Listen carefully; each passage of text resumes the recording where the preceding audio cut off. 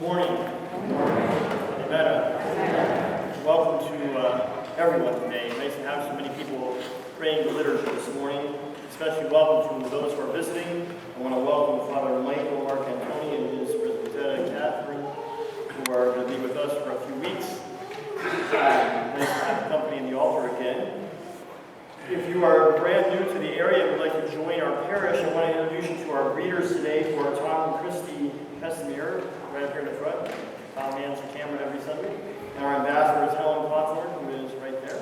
And they would love to get you hooked in and connected to our community. Just fill out one of those white connection cards that use in front of you and give it to one of them as you exit the church, and we'll get you added to our mailing list. Today is also Getting Acquainted Sunday. For those who are not familiar with this, the first Sunday of every month, you go into the hall at top of the hour, everybody puts a name tag on. That way you don't have an awkward moment of like, who are you? I've been here for 20 years, I should know you. You get the freebie, you know who everybody is, because I'll name tag on. And this is a great way to make fellowship among our fellow parishioners. A couple of announcements this morning. We're going to have a paraklesis service on Wednesday night at 6 o'clock. I'm going to try to add a prayer service of some kind every month in the evening. This month we're going to have a paraklesis. Next month we're going to have Holy Unction. But the more we go in the world, the more I go in the community here, the more I'm aware that people have a need of prayer. And so there's no specific holiday on Wednesday, but just come. If you want to bring the name of someone, your name or someone else we can pray for, that's what this service is for. Obviously, we all watch the news and we're aware of the awful things that are happening around our world every day. And one of the things that our church can do to combat that is to gather together and to pray for the names and the needs of people that are in need of prayer, whether they are the people in the pews next to us or the people in Oregon this week or the people in other places that are in need of prayer. So Wednesday night from 6 to 7, we're going to have a paraklesis service. Today is the festival kickoff. We have 33 days until the festival starts. We are hoping through our festival raffle to raise $100,000. That's enough to repair the dome and the other things in our church. So we're gonna, if everybody of our 350 families either purchases or sells 2 raffle tickets, that's $750. That's $75,000 profit for our church. So we're going to be handing out raffle tickets and admission tickets and things like that next door. So please do your part so that we can have a successful and profitable festival. When I first was driving down to church this morning about 8 o'clock, it was raining pretty hard in South Tampa. I think it's a good day outside now. I was worried people were arriving late. Maybe they were scared of the rain. I mean, this is Florida. We should be used to the rain by now. So I was driving my car, and I saw a couple of different people jogging on the sidewalk in the rainstorm. So I had some thoughts about that. And my first thought was like, gosh, those people are crazy. I would never do that. But my second thought was, good for them. Good for them. If running is a part of their program, it's a good thing that the rain is not stopping them. Because see, the way that most people are about running, especially me, we make kind of excuses for why not to do it. So we say like, well, it's raining today, so it's not a good day. And then we say from about May 1st till October 1st, maybe till October 15th, we extend it. It's too hot here, so we can't go do it. And so we're waiting for the perfect day to go running. And then, of course, the perfect day kind of never comes, which is why most of us aren't in the practice of running or exercising. We're kind of waiting for that perfect day, and then it doesn't happen. I'm guilty. I'm still waiting for the perfect day. Now, why do I say this? Because people who are the avid runners and the avid people who exercise regularly, they don't wait for a perfect day. It's just what they do. So it could be sunny, it could be rainy, they could be tired, they could be happy, they could be in a bad mood. You wouldn't know because that's just what they do. That's just what they do. And they live very healthy lives. Because whether they're into it or they're not into it, they're exercising, which all the doctors say is a good thing to do. Of course, there are many people like me who believe you're the exception to the rule. I can not exercise and still have a healthy life, but when I go have my physical in a couple of weeks, I'm sure my doctor will tell me that I'm mortal, and there are no exceptions to that rule, and lose 20 pounds and start running. That's what he usually says. One of these days, I will hopefully listen to him. Now, the gospel lesson today kind of fits this, because Jesus says to his followers, what credit is it to you if you love those who love you? Because everybody loves the people that love them. And what credit is it to you if you do good for the people that do good to you? Because everybody does good to those people. And by extension, what credit is it to you if you go and run on the perfect day? Because everybody would do that. The key is to do those things when it's not the perfect day. To love the people who don't love you. To give to the people that you know aren't going to give anything back to you. To do good for the people who don't do good for you. This is what the key is to the Christian life. If we were waiting for the perfect day, or the perfect person, or the perfect occasion, that's just not going to come. We are imperfect. All of us are imperfect. Every day is imperfect, so we want to function in a godly way, even on an imperfect day, even with an imperfect person. That's what we're supposed to do. That's what God tells us that we're supposed to do. Now, the epistle lesson today, which I looked over this morning, I usually read the gospel several days ahead, but I don't always look at the epistle lesson. I kind of knew what I was going to do with this gospel lesson, and as I was reading it this morning, I thought, wow, it's God's providence that this is the epistle today. God loves a cheerful giver. God loves a cheerful giver. Over this month of October and the next month of November, we're going to be doing some planning in our church for where our church is going down the line. And we have obviously one very big event, our festival, and our festival has a lot to do with where our church is going to go in the next year, because we need the revenue from this festival in order to keep our church moving forward. And then at some point in the next month, we're going to pass a budget and see what are the things, what are the kinds of ministries that we would like to have as a parish. So let me ask you a rhetorical question.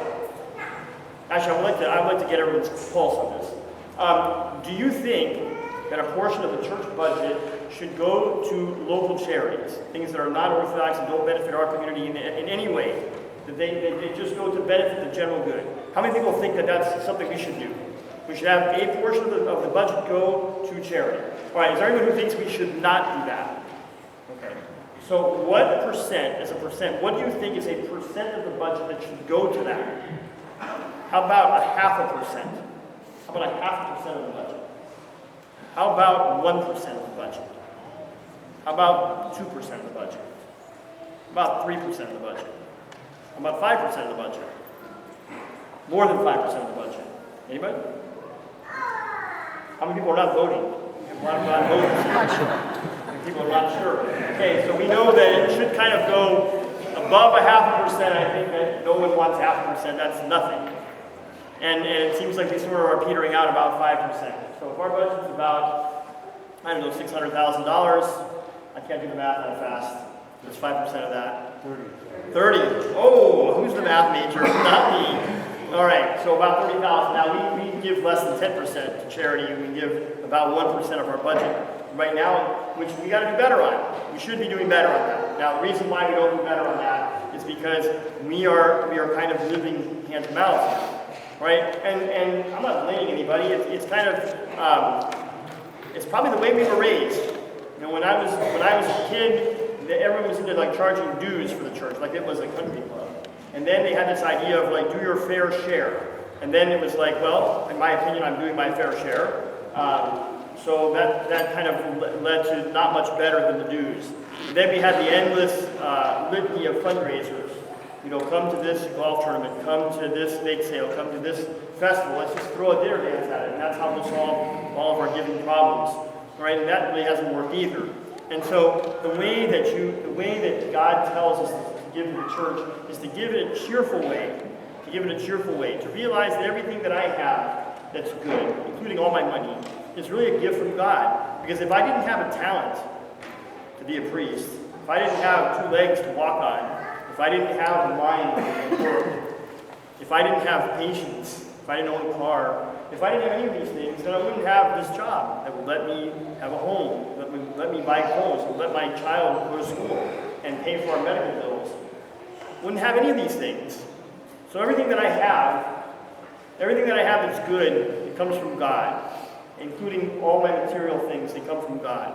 Now in the Old Testament, and yes, we are a church of the Old Testament and the New Testament, In the Old Testament, there is a beautiful picture painted for us that every year, once a year, Moses would get on this high mountain, and he would take his staff and he would place it over all the people of Israel. And all the people of Israel would walk underneath the staff, and they would receive God's blessing. And they would bring all their family and all their property and all their animals and all their donkeys and horses, everything that they owned. And as they went under the staff and received the blessing, 10% of their things would take an off-ramp and go into the temple. 10% of their animals, 10% of their earnings, 10% of their crops would all go to the temple. And everyone would come every year to receive this great blessing. And that's what they would give. That was called a tithe. And somehow we sort of missed the boat on that. It's in the Orthodox Church. Our Protestant brethren, many of them are still doing this to this day. And that's why the Protestant churches don't need to have festivals and things like this. And that's why they can build hospitals and they can build colleges and they can do all kinds of things, because their revenue is set and they have a lot left over for charity. So in the next month, we're going to be talking a lot about giving of different things, giving time to the festival, giving money to buy a raffle ticket, eventually giving your stewardship. But we know that our parish will be the strongest when we can take that festival out of our budget. That $100,000 we make out of the festival, and we can take that out of the budget and not worry about Americans buying our baklava in order to keep the church open. We know that that will make our parish stronger. And if we can take that $100,000 of the festival out of our budget, and we can pay down the debt of our school, we actually could be debt-free here in about 8 years, which isn't that far. And people wonder, what is the parish council doing? What is the stewardship committee doing? They're spending lots and lots of hours trying to figure this out. And after a lot of hours and a lot of talk, there's actually a formula that has us being debt-free in like 8 years. And what it is everybody upping their stewardship to a level that we can get the festival out of the budget, pay down the school loan in about 8 years. We would have the festival money and the school money, and then we could really take off and we can do the things that we're supposed to do as a parish. And it all comes down to our cheerful giving. And it's not about what the other guy is giving, or what the average is, what the mean is, or what the dues is, or what they give over in Tarpon or Clearwater or anywhere else. It's about what's in your heart. It's about looking at your heart and saying, this is what I want to give back to God. This is how I feel. This is how thankful I am to God. Now, I was watching, and I wrote about this with the prayer team the other day. I was watching a video of the Catholic priest the other day, and I wrote about this in the prayer team. And he was talking about the Catholic Church and how in the Catholic Church only 7% of the people do like all the giving and all the work. And he said that those 7% have 4 things in common. 4 things in common. The 7%, they pray on a regular basis. Ask one of those people, how do you pray? They don't have to think. They do it the same way every day, the same time, the same words, the same place. They don't have to think what kind of a prayer life you have, because they know what they have. The second thing that they're doing is that they give, like there's no tomorrow. They just give and give and give and give because they enjoy giving. And they not only they give, it's not an amount necessarily that people give, but the percentage that they give.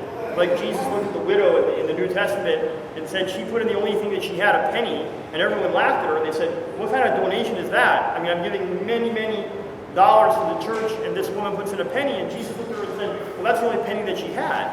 So what she's giving is of more value than you because she gave whatever she had. And the third thing that they do, these people, is that they evangelize. They talk about God. They talk about Christ. We talk about it with many people that they encounter. They're just on fire for God. The fourth thing that they do is they like to learn, which means they spend every day reading their Bible. They get into a book of theology, and they learn more about their faith. They go to retreats and things like that.